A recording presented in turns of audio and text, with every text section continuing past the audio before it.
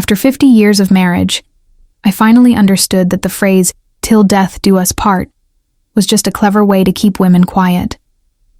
Because my husband, Robert, didn't leave me when he died.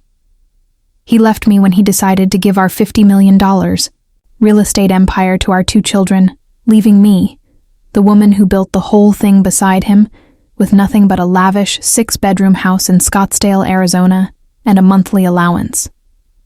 I was 75 years old, wearing my favorite Oscar de la Renta dress, sipping a mediocre Sauvignon Blanc at the wake when I heard the final crushing sentence. It wasn't about love or grief or memories. It was about control. "Mom, you don't need to worry about the business. We've got it," my son, Jonathan, said, his voice dripping with condescension. Jonathan, 48, with the same slicked-back hair and calculating eyes as his father, only without the charm. "Yes, Mom," my daughter Tiffany chimed in. Tiffany, 45, the queen of the perfectly curated social media life, who hadn't worked a day since college. "We've decided it's best if you just relax now. Your account will be managed by a firm. A generous monthly allowance, of course. You know, so you don't have to deal with the stress of, well, money. Money. Stress. It was my money. I earned it. For 50 years, I was not just Robert's wife. I was Eleanor Vance, the co-founder, the negotiator who secured the biggest land deals, the one who worked on ledgers until my hands cramped while they slept soundly. I looked at them. They stood there, polished and entitled, already dividing my life's work like 2 vultures over a carcass. A single thought flashed through my mind, hard and clear. They think I'm weak. They think I'm done. They are about to learn what happens when you steal the legacy of a Vance woman. I didn't argue. I just offered them a serene, almost pitying smile. "That sounds perfectly reasonable, darlings," I said, my voice smooth as silk. "A lovely, relaxing retirement." They bought it. They had always underestimated me, a mistake that was about to cost them everything. The will was finalized a week later. The house was technically mine, but the $50 million real estate portfolio, the heart and soul of my life, was split evenly between Jonathan and Tiffany. The allowance, while comfortable, required me to submit quarterly budgets to a trust they controlled. I, Eleanor Vance, the woman who once controlled the finances of 3 states, had to ask my children for permission to buy a new handbag. The real trouble started 3 months later. Jonathan's wife, Melissa, and Tiffany's husband, David, saw the allowance as a personal insult to their burgeoning empires. They wanted the house. My house. The sanctuary where I had planned to spend my twilight years, reading by the pool and tending my rare orchids. I was enjoying my morning coffee on the patio, wearing my best silk robe when the phone rang. It was Jonathan. "Mom, look, this is a little awkward," he started, already sounding like a lawyer. "Spit it out, Jonathan," I said, turning up the volume on the classical music so my new maid Elena couldn't hear. "It's about the house. Melissa and I feel it's just too much for you. The maintenance, the taxes, it's a burden. And frankly, the property value is immense." "A burden I can handle, dear," I replied sweetly. "Well, yes, but we also need it. The house is perfect for our foundation's annual gala. And you know, Melissa is expecting, and we need more space for the new nanny and the nursery. So we've decided to move in. Just for a few months while we finalize the sale of our place. David and Tiffany are on board too. They think it's a brilliant way for us all to be closer as a family." I closed my eyes. It wasn't just my son talking. It was the echo of his father's relentless ambition, but without the respect Robert always maintained. They weren't moving in to be closer. They were moving in to squeeze me out, to make my life so miserable that I would gladly sign the deed over to them. "I see," I said, opening my eyes. The Arizona sun was beating down, but I felt a sudden, glacial cold. "And where exactly do you propose I go, Jonathan?" "Oh, we thought you'd be much happier in the guest wing. It's lovely, Mom. Private entrance, small kitchenette, It's really much more your speed now, and we'll be here to help you. It's a win-win. The guest wing. A small, self-contained apartment meant for visitors who stayed a night or two. They were relocating the rightful owner of the estate to the servants' quarters, to make room for a nanny who wasn't even hired yet. I felt the familiar hot wave of rage rise in my chest, the same feeling I had when a business partner tried to cheat me out of a deal in '85. But I didn't let it show. Not now. "That's very considerate of you, Jonathan," I said, a slow, predatory smile forming on my lips. "Tell Melissa to have fun with the decorating. I'll make sure the master bedroom is completely empty for you and your new nanny by Friday." He sounded relieved, almost giddy. "Oh, Mom, you're the best. I knew you'd understand. We'll be there Saturday morning with the moving vans." As soon as I hung up, I shattered the delicate porcelain coffee cup in my hand against the stone patio. The pieces scattered like white confetti. But unlike the cup, I was not broken. I was merely rebooting. I walked inside and called my old trusted lawyer, the one Robert had replaced years ago because he was too sentimental. "Hello, George," I said, my voice steady and firm. "It's Eleanor. I need to hire you. I need you to find every loophole, every clause, every tiny misstep my children have made in the last 3 months regarding the Vance estate. And George, this is not a lawsuit. This is a war." I looked out. At the 3 moving vans pulling up to my gate 2 days later, Jonathan directing traffic with a smug look on his face. I was sitting in the guest wing, but I was already the architect of their downfall. They had taken my legacy. Now, I was going to take my revenge. And I was going to do it so silently, so meticulously, that they wouldn't realize they were bankrupt until the new owner changed the locks. What they didn't know was that while they were busy moving their designer furniture into my master suite, I was already finalizing the details of a plan that would leave them stunned and financially ruined. And that was just the beginning. They arrived like an invading army on Saturday morning, just as I was enjoying a pristine, quiet breakfast of fresh fruit and Earl Grey in what was now my designated prison, the guest wing. 3 colossal moving trucks, a black Mercedes SUV, and Jonathan's new Tesla, all clogging the circular driveway that Robert and I had landscaped to perfection 30 years ago. I stood by the window, watching the chaos unfold. Jonathan, in a crisp white polo, was shouting into his Bluetooth headset, trying to micromanage the movers. Melissa, his wife, emerged looking like a fashion model on a hostile takeover, already pointing at the house and issuing orders. "Those antique Chinese vases go immediately into storage. They're hideous, Jonathan, and tell them to scrape off that ghastly gold wallpaper in the dining room first thing Monday." The gold wallpaper was a bespoke silk print, personally chosen by an interior designer from New York. It was one of the last things Robert and I had genuinely agreed on. I smiled, a thin, sharp line on my face. "Ghastly," she called it. They were trying to erase me before I had even packed the last box. I had given my staff strict instructions. Elena, my maid, and Carlos, the groundskeeper, both of whom had worked for me for decades and felt a deep loyalty to me, not my children, were told to be exceptionally helpful and compliant. When Melissa walked into the kitchen, looking for the enormous 6-burner Wolf range, she found Elena waiting. "Oh, you must be Elena. I'll be taking over the kitchen duties for the next few months, so I need you to show me where you keep the good silverware and the big serving platters." "Of course, madam," Elena replied, bowing slightly. But Mrs. Vance had me move all the finest silver and the large, delicate Limoges platters into private, climate-controlled storage this morning. She said the moving process might be too messy for such valuable items. Melissa's jaw tightened. "She what? Well, where are the basics? The decent everyday plates? Those are in the guest wing, madam. Mrs. Vance will, of course, be using those for her personal meals while she is here." Melissa let out a hiss of frustration.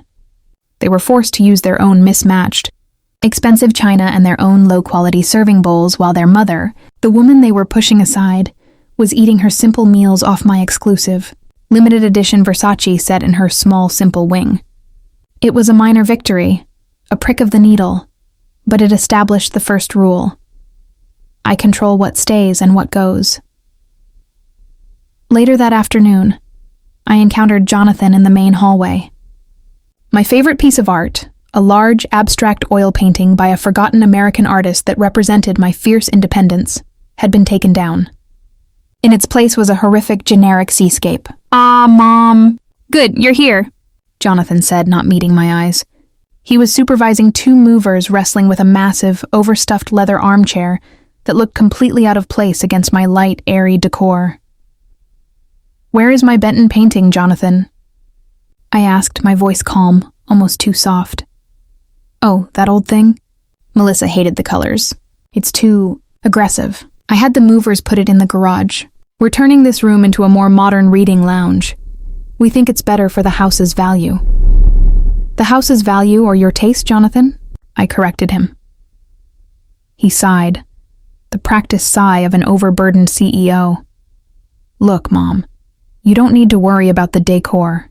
This is our home now, or at least it will be eventually. We're making some strategic upgrades. Please just settle into the guest wing and enjoy your retirement. You earned it. Just relax. Relax." That word, always accompanied by a patronizing look. It meant, sit still, be quiet, and let us take your life. That night I received the first of many subtle, annoying power plays. I came into the main kitchen to get some ice, only to find 3 refrigerators now packed to the gills with their organic, gluten-free, expensive foods. On the counter was a handwritten note from Melissa. "Eleanor, we need the main kitchen space for our specific dietary needs. I've labeled the fridge clearly. Please use the mini fridge in your kitchenette for your personal items. Thanks." Mouse, I stared at the sticky note on my $15,000 refrigerator. It was an insult written as a friendly request. They had moved me to the guest wing, and now they were restricting my access to a shared kitchen. They were treating me like an annoying elderly roommate. I went back to my wing, but I didn't go to bed. I went to my laptop and pulled up the work George had been doing. George had discovered that the allowance Robert had set up was tied to a very specific, slightly obscure state law regarding the management of assets within a blind trust, where the beneficiary, me, was also a co-creator of the original assets. It was complex, but the bottom line was simple. Jonathan and Tiffany had failed to file the necessary quarterly financial disclosure forms on time to the trust's original independent auditor, assuming their new, friendly firm would cover it. They hadn't. And that was my first weapon. The next morning, Sunday, they were all out by the pool, sunbathing and drinking mimosas. Tiffany had flown in with David to support her brother and stake her own claim on the ambiance. The air was filled with their loud laughter and the squeals of Jonathan and Melissa's 2 young children, who were using my favorite poolside marble statue as a diving board. I called George. "George, the moment the banks open tomorrow morning, I want you to send that formal letter. The one citing Section 412 of the Arizona Trust and Estate Code," I instructed him. "Mrs. Vance, are you sure? This will freeze their allowance and demand an immediate retroactive audit of the last 3 months of the Vance estate's funds. It will look like a direct attack." "It is a direct attack, George. Send it. And I want a copy delivered to Jonathan's corporate office, Tiffany's house in Malibu, and the trust's official address. Let the games begin." Later that day, Jonathan and Melissa hosted a casual pool party. Uninvited guests, loud music, and a catering truck blocking my view of the sunset. I stayed in my wing, listening to the commotion, the sound of my life being dismantled by people who thought I was too old and too stupid to notice. Then, the second bomb dropped. Monday morning, 9 a.m. Jonathan called. His voice was frantic, not condescending. "Mom! What did you do?" "My bank accounts are frozen. The line of credit for the new construction project, gone. The entire Vance estate operating account is showing a temporary freeze." "Oh dear," I said, putting a dramatic shake in my voice. "Is it? How awful." "It's not awful, Mom. It's catastrophic. We're supposed to close on the new downtown tower development today. The trust fund manager says there was some kind of procedural technicality regarding the quarterly disclosures. He says it's an automatic freeze initiated by the independent auditor due to an unauthorized change in fiduciary oversight." I heard Melissa screaming something indistinct in the background. "Well, Jonathan," I said calmly. "I imagine those procedural technicalities are precisely what you and Tiffany were supposed to be handling when you relieved your aged mother of the stress of money. But Mom, it's just a clerical error. You have to call the auditor and tell them to release the funds. We'll lose the deal! Millions of dollars." "Lose millions? You poor thing," I drawled. "I'm afraid I can't. You see, I am merely a beneficiary with a generous allowance. I no longer have the authority to manage the estate's funds. You told me to relax. That's exactly what I'm doing. I wouldn't want to interfere with your strategic upgrades and important business decisions." I hung up before he could respond, leaving him to face the auditor and the very public, very embarrassing fallout. He thought he could steal my legacy.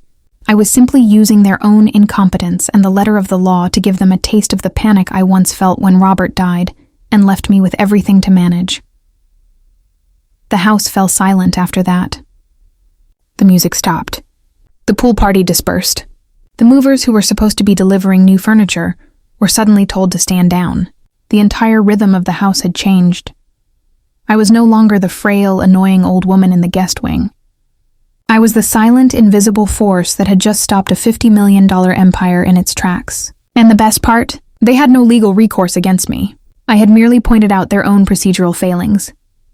I took my Versace cup and poured myself a second cup of Earl Grey. It was going to be a long, glorious war. The second victory was small, but deeply satisfying. It involved David, Tiffany's husband, and a misplaced sense of entitlement over a piece of furniture I had no intention of letting go of. David, a man whose only discernible job was investor, but who truly specialized in spending Tiffany's money, decided he needed a magnificent home office to impress his online trading buddies. He walked into my old study, the one with the custom-built wall of rich mahogany and leather, and found the door locked. He pounded on the heavy wood. "Mom, open up. I need to set up my NASDAQ terminal in here." I opened the door, dressed in a simple but impeccably tailored dress. The study was empty, save for a comfortable chair and a small table. "David," I said sweetly, "this is a 6-bedroom house. I'm sure you can find a lovely space. Perhaps one of the upstairs guest rooms? No, this room is perfect. The light, the view. It's got that old money vibe. Why is it empty?" "Oh, this is my contemplation room, dear," I explained. "It's where I go to read my old ledgers, review the family history, and generally contemplate my legal options. I'm afraid it's absolutely essential for my new retirement routine. You know, to keep my mind sharp." I gave him a look that suggested my sharp mind was currently contemplating how much of his wife's inheritance he was frittering away. He sputtered. "But Jonathan said this room was going to be the main office. It's the most valuable room in the house." "Indeed it is," I agreed, stepping out and gently closing the heavy door, locking it with a small brass key I slipped into my pocket. "Which is precisely why I am using it to plan my future. And yours, apparently." I left him standing in the hallway, red-faced and defeated. I had the money freeze on one front and the physical blockade on another. They were trapped in my house, forced to use my space, yet utterly powerless to fully take control of it. Jonathan was busy trying to bail out his construction deal. Melissa was realizing that her ghastly mother had the keys to the kingdom and the kitchen, and David was confined to trading stocks from a rickety patio table. They thought they had won the war with a piece of paper, Robert's will. They were about to learn that in the real estate game, the woman who signs the checks is always the one who holds the power, and I, Eleanor Vance, was just getting started. I hadn't even brought out my best weapon yet. The immediate chaos caused by the freeze on the estate's operating accounts lasted 3 days. 3 glorious, silent days where Jonathan wasn't shouting into his phone about closing deals. He was whispering into it, begging his father's old contacts for bridge loans. Melissa was no longer ordering Elena around. She was frantically searching the internet for how to restore frozen trust funds. They were completely off balance. My presence, once merely an inconvenience, had become a threat. On Wednesday evening, Tiffany and David arrived, having flown in from Malibu. Tiffany sailed into the house, all designer luggage and entitlement, and found Jonathan looking pale and disheveled, sitting on a packing box in the middle of the empty living room. My old furniture was still in storage. Their new furniture was stuck at the vendor due to the payment freeze, and the whole house felt hollow. Jonathan, what is going on? David's investment group is asking about the pending capital injection from the estate. And why does the house look like a poorly managed storage unit? Tiffany demanded, gesturing wildly. Jonathan pointed a shaking finger toward the guest wing. Mom, she did something with the trust. She's claiming we mishandled the compliance forms. It's a total freeze. We can't access the operating funds. The downtown tower deal is hanging by a thread. Tiffany looked stunned. Our mother? But she's so sweet. She just retired. Why would she do this? Because she's tired of being relegated to the guest wing, perhaps? David muttered, still sore about losing the contemplation room to me. I decided it was time for an appearance. I walked into the main hall, dressed impeccably in an ivory suit, carrying a gardening basket full of freshly clipped orchids. I looked refreshed, rested, and entirely in control. Tiffany! David! What a lovely surprise, I greeted them, my smile not reaching my eyes. I was just picking some fresh blooms for my little kitchenette. It's amazing what one can grow in this desert climate, isn't it? Tiffany rushed over, her face a mask of false concern. Mom, darling, you look wonderful. But why are you doing this to Jonathan? The trust freeze. It's ridiculous. You know how much the company means to us. The company? I asked, tilting my head. It meant 42 years of my life. And I'm merely exercising my right to ensure the trust remains compliant with Arizona state law. I wouldn't want the estate to suffer any long-term legal penalties because of a little clerical oversight from the new management. David stepped forward, all bluster and borrowed authority. Look, Eleanor, let's be straight. This house is meant to secure the future of the Vance legacy. It's a massive asset that needs active management. You're retired. Just release the funds, and we'll move you into a beautiful, fully managed condo downtown, with a full-time nurse. A full-time nurse. That was the key phrase. They didn't just want my house. They wanted to institutionalize me. They wanted me out of sight and silent. I dropped my sweet tone. David, you presume a great deal for a man whose only contribution to the Vance legacy is convincing my daughter to spend it? The house is not an asset to be managed. It is my primary residence, and as long as I live here, and as long as I hold the title, you will address me with respect. I turned to Tiffany. And dear, since you are so concerned about the estate's funds, perhaps you should look into how your husband has been borrowing against your share of the capital for his dubious online ventures. Tiffany's eyes widened, and David froze. What are you talking about, Mom? Oh, nothing important. I dismissed it with a wave. Just something George found when he was doing background research on the current management team. David, the margin call is coming, dear. You should check your offshore accounts. It was a shot in the dark, a strategic guess based on David's constant need for quick borrowed cash. But it was enough. Tiffany turned on David, and the argument exploded in the center of the empty hall, a screeching match of accusations about betrayal and hidden debt. I left them to their battle and returned to my contemplation room, locking the door behind me. My next move had to be more decisive. Freezing their capital was good, but it was temporary. I needed to hit them where the money truly lived, the real estate itself. The second stage of my plan focused on the Desert Blossom development. It was the crown jewel of the estate, a massive land parcel Robert and I acquired decades ago, now approved for a luxury resort. It was the main project Jonathan was depending on for his financial redemption. Jonathan's construction company, which he had established using estate funds, had begun preliminary work on the site months ago, securing the necessary permits. But I remembered an obscure detail from the original land purchase agreement. I called George. George, do you remember the covenant on the Desert Blossom land? The one about the Native American artifacts? The Vance Covenant. Yes, Mrs. Vance. Robert insisted on it. It states that if any significant historical or cultural artifacts from the local indigenous tribes are discovered during excavation, all construction must halt for a mandatory cultural review and a new environmental impact study must be commissioned. Precisely. And do you remember my charming groundskeeper Carlos? The one who seems to know every inch of your Scottsdale property? Yes, Carlos is very loyal to me, and more importantly, Carlos's family has deep ties to the local reservation. They are custodians of the local history. I have a new assignment for Carlos. It's time for him to take a field trip to the Desert Blossom site with a very specific, carefully selected shovel. George laughed, a deep, relieved laugh that sounded like an old friend acknowledging a necessary ruthlessness. You're going to plant evidence, Eleanor? That's quite aggressive. I am merely ensuring that the cultural heritage of the land is respected, George. Jonathan rushed the initial survey. I am simply slowing down his ambition so that he has time to reflect on his behavior. The next morning, Carlos was at the site. By 2 p.m., I received a short, cryptic text. Found something interesting by the south perimeter. I immediately had George anonymously notify the local Cultural Preservation Society, complete with photographs Carlos had taken of 2 perfectly preserved arrowheads and a piece of ancient pottery. Within hours, the site was officially red-flagged. Construction halted.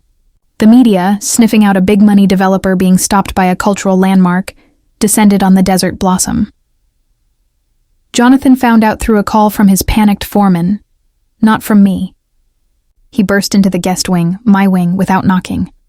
Mom, what is this? The Desert Blossom is shut down. The local news is outside. They're talking about ancient ruins and a permanent injunction. Did you leak this? He yelled, slamming his hand on my small mahogany dresser. Jonathan, dear, you'll scratch the wood, I admonished him calmly, continuing to clip the stem of an orchid. And I hardly watch the news. However, I'm delighted to hear that someone is finally respecting the original covenant your father and I put in place. It's a sacred piece of land. Didn't you read the paperwork when you so hastily took control of the estate? He gripped the edge of the dresser, his face white. You think this is a game? You're costing us millions. This delay will cripple the company. You're sabotaging our legacy. Your legacy or your greed, I countered, finally looking up. You kicked your mother out of her own room to make space for a nanny. You tried to confine me to a small wing while you squandered the empire I built. You and your sister assumed I was too old to fight. You thought I would simply sign over the deed like a docile widow. This isn't sabotage, Jonathan. This is a reminder. A reminder of what? He whispered, defeated. A reminder that you cannot build a foundation on sand and expect it to hold when the tides come in. I am the tide, Jonathan, and the Desert Blossom will remain frozen until I am satisfied that the Vance estate is being managed with the respect and diligence it deserves. He stumbled out of the room, leaving the scent of panic in his wake.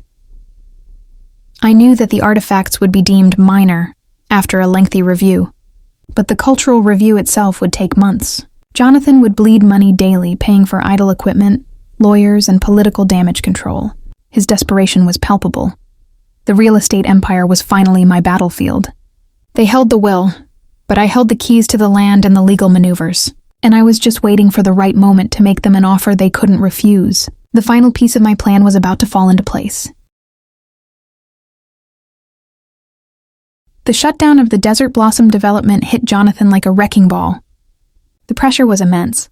Not only was the estate account still frozen, but the daily fines for the idle machinery and the environmental review costs were mounting. He was forced to scramble for emergency funds, humiliating himself by calling every acquaintance who owed Robert a favor. He hadn't spoken to me in 3 days, but I could hear his anxiety echoing through the house. The quiet was marvelous, but I knew the truce wouldn't last. Desperation always brings the rats out of the wall. It was Thursday evening when he finally cornered me by the pool. I was wearing a silk caftan and reading a first edition novel, looking like the picture of serene, wealthy retirement. Mom, enough, he stated, his voice tight and ragged. He looked utterly exhausted, with dark circles under his eyes, a stark contrast to the polished CEO who had moved into my home weeks ago. Enough of what, dear? I asked, turning a page slowly. This petty war. The artifacts are minor, you know that. The injunction will be lifted in a few weeks, but the damage is done. I've missed the closing date on the downtown tower. We're losing millions. You're trying to destroy the company Dad built. I closed my book and laid it gently on the table. No, Jonathan. You and Tiffany are doing a fine job of that yourselves. I am merely trying to make you see the company your mother built, and the fact that you dismissed me without a second thought. We gave you an allowance. We gave you this house, he exploded, gesturing wildly at the mansion. What more could you possibly want? You're 75! You're retired. Why are you so damn greedy? That word greedy always struck a nerve. It was the same word Robert's family had used for me 50 years ago, when a working-class girl married into the Vance name and dared to have ambition. Come inside. Jonathan, I said, my voice suddenly low and serious. I think it's time I told you and your sister the real story of the Vance estate. I called Tiffany, who was shopping in Beverly Hills using her limited allowance, and ordered her home immediately. The urgency in my voice, the sound of true authority, not the fake sweetness they were used to, made her hang up without protest. An hour later, they were sitting across from me in the contemplation room, my safe space, the one room they couldn't touch. Jonathan, Melissa, who insisted on being there, Tiffany, and David. They all looked hostile and impatient, like children summoned from play. You think your father built this alone? You think I was just his wife, the decorator, the one who signed the checks he told me to sign? I began, my gaze sweeping over their faces. That is the legacy Robert carefully constructed, and it is a lie. I reached into my desk drawer and pulled out a stack of brittle, yellowed papers and a black worn ledger. When I married Robert, he had charisma, a Yale degree, and exactly $10,000 of borrowed money. He had a vision, yes, but no capital and no credit. We bought our first parcel of land, a toxic, forgotten plot in Nevada, in 1974. He handled the deals, but I handled the money. I slid the ledger across the table. This is the original accounting book. The $10,000 capital? It wasn't Robert's. I looked directly at Jonathan. Your father was facing bankruptcy from a failed venture. The $10,000 came from the sale of my mother's small, successful dry cleaning business in Phoenix. The business she built after my father died. The only thing I had inherited from my family. The room was silent. Tiffany gasped lightly. The initial partnership agreement, I continued, holding up the yellowed paper, stated a 50-50 split. Robert was the face, I was the financier and the operations manager. But there was a secret addendum. I placed the addendum on the table, a paper bearing signatures from 1975, not notarized, but witnessed by Robert's most trusted, and now deceased, partner.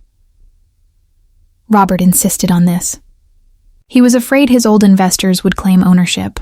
This addendum states that in the event of Robert's death, and should any of his children attempt to exclude me from the management or ownership of the original core assets of the company, specifically those acquired before, nanny, the estate must immediately revert to the original 50-50 division based on my initial capital.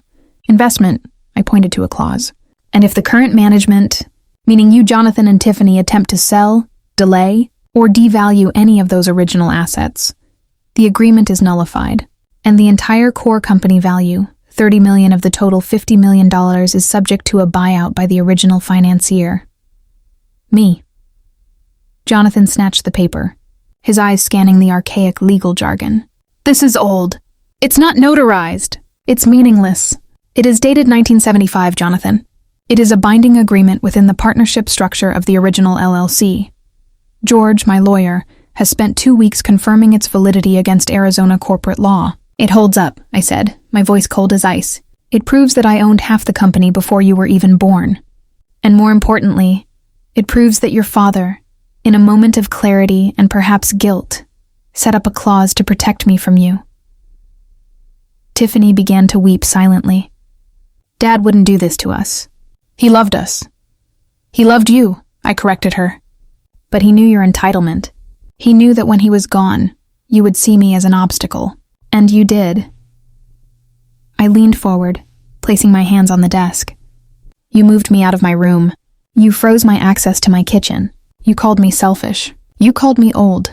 You tried to confine me and force me to hand over the deed to my home. You broke every unspoken rule of family and respect. You triggered the addendum.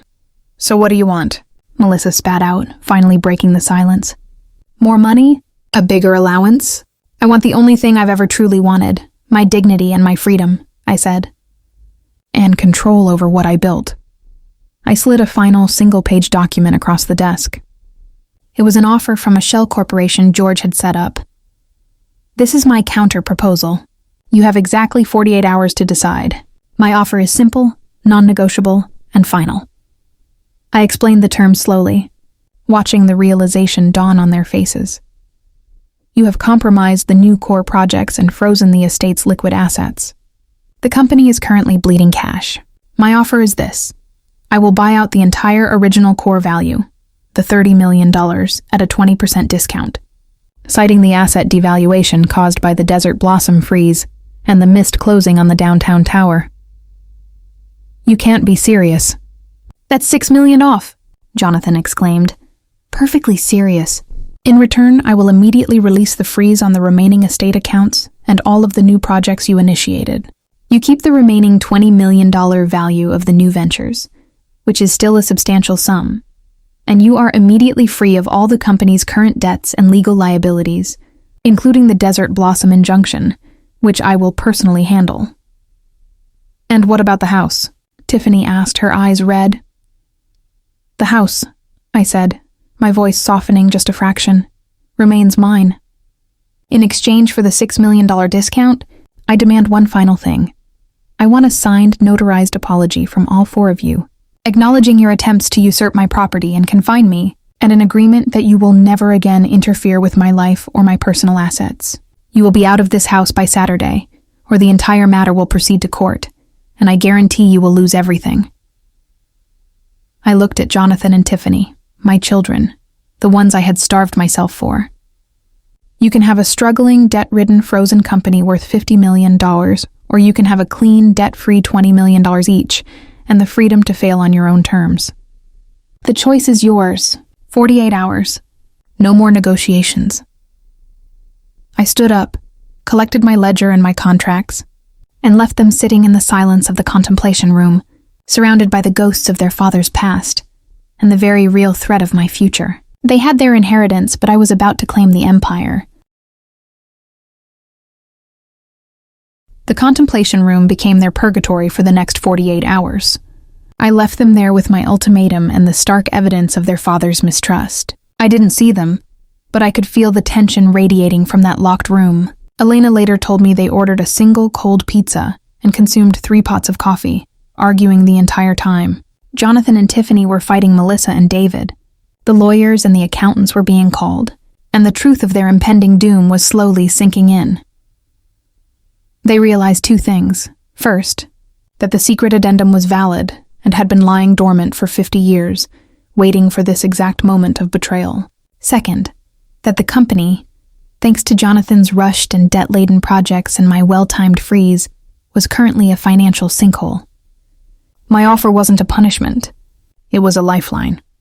They could take a guaranteed, clean $20 million and walk away, or they could fight me in court, lose the $30 million core to me anyway, and potentially be left with a company crippled by the Desert Blossom injunction and Jonathan's mounting debt. I had given them the choice, dignity or destruction. At precisely 10 a.m., on Saturday morning, 48 hours after my ultimatum, the heavy mahogany door of the contemplation room opened. I was on the patio, enjoying the sound of silence, no shouting, no movers, no squealing children. Jonathan and Tiffany approached me, their faces etched with the kind of hollow defeat that only the loss of perceived power can inflict. Melissa and David trailed behind, their expensive clothes looking suddenly cheap and rumpled. Jonathan spoke, his voice barely a rasp. "We'll take the offer, Mom. We'll sign." Tiffany surprisingly didn't cry. She simply nodded, her eyes fixed on the distant mountains. "It's the only rational choice. We're sorry, Mom." Sorry. The word was too small, too weak for the months of emotional abuse and the attempt to erase me, but I didn't need sincerity. I needed compliance. "Very well," I said, standing up. "George is waiting in the library with the final documents. You will sign the purchase agreement for the core assets, the release forms for the bank freeze, and the apology and non-interference clause." The signing was swift and brutal. Jonathan, the CEO, sat there signing away the foundational half of his empire. Tiffany signed away the belief that she and her husband were untouchable. Melissa and David, though they weren't directly inheriting the company, signed the apology and non-interference clause, my final demand for the release of the remaining funds, acknowledging their role in the plot to usurp my home. The apology was the hardest for them. It was a single paragraph, but it contained the necessary phrases. We acknowledge our inappropriate and disrespectful attempt to gain control of Eleanor Vance's primary residence and personal assets. We apologize for the distress and lack of dignity shown. When Melissa signed it, her hand trembled, but she did it. The look in her eyes was one of pure, venomous hatred, but I didn't care. The pen was heavier than her pride.